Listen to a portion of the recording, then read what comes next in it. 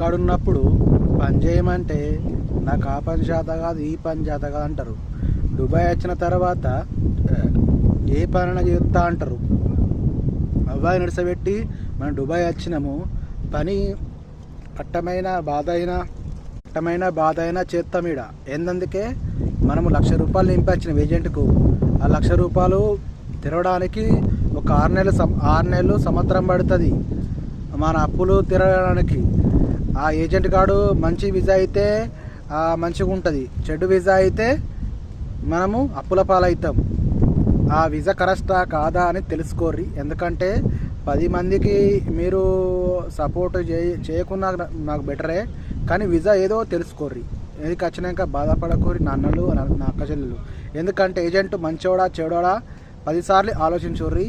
ఎందుకంటే నేను చూసేది బాగా మంది చూస్తున్నా.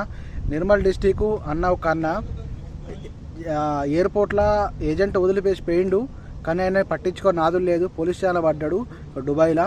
తర్వాత మనం అందరం కలిసి ఆయనని ఇంటికి పంపించినాము. అలా భార్య పిల్లలు ఎంతో బాధపడుకుంటా ఫోన్ చేసి నా భర్తని నాకు పంపిరని ఎంతో గోసపడ్డాడు. ఎందుకంటే ఈ విషయం మీకు రావద్దని చెప్తున్నా. ఎందుకంటే 2-3 టైమ్స్ ఈ ఇష్యూ జరిగింది. ఈ ఇష్యూ జరగకుండా అంటే మంచిగా మీరు అన్ని ఏజెంట్కి తెలుసుకొని రండి. ఎందుకంటే ఇది వచ్చి బాధపడకుర్రి.